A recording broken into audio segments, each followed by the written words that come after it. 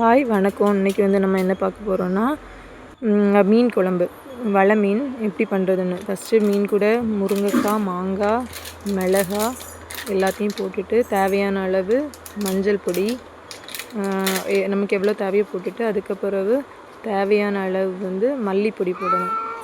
மல்லிப்பொடி போட்டுட்டு அப்புறம் தேவையான அளவு வத்தல் பொடி, நமக்கு எவ்வளோ தேவையோ அந்த அளவுக்கு வத்தல் பொடி போட்டுக்கலாம். வத்தல் பொடியும் போட்டுட்டு நாங்கள் 2 ஸ்பூன் போட்டிருக்கோம். உங்களுக்கு எவ்வளோ தேவைப்படுமோ அந்தளவு போட்டுக்கோங்க.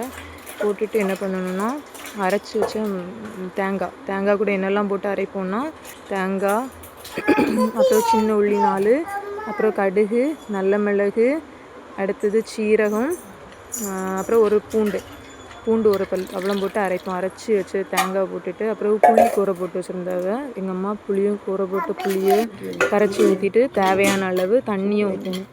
தண்ணியை ஊற்றி நல்லா கலக்கணும். கலக்கிடணும். நல்லா கலக்கின அப்புறம் பார்க்கணும் நமக்கு உப்பு, அப்புறம் உப்பெல்லாம் கரெக்டாக இருக்கா, தேவையான அளவு கொஞ்சம் உப்பு போட்டுக்கணும். நமக்கு எவ்வளோ தேவையோ அந்த அளவு உப்பு போட்டுக்கணும். தண்ணி போதும்னா ஓகே. கூட்டுக்கறி மாதிரி வைக்கணும்னா ஓகே, கொஞ்சம் தண்ணியாக இருக்கணும். தண்ணி கறி மாதிரி வைக்கணும்னா கூட தேவையான அளவு தண்ணியை ஊற்றணும்.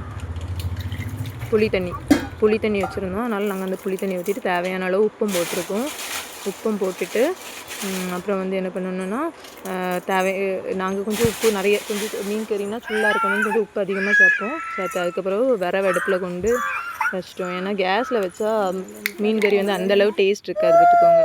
அதனால் விரவ அடுப்பில் வச்சு கொதிக்க நேரத்தில் கருவேப்பிலையும் போட்டு இனி கொஞ்சம்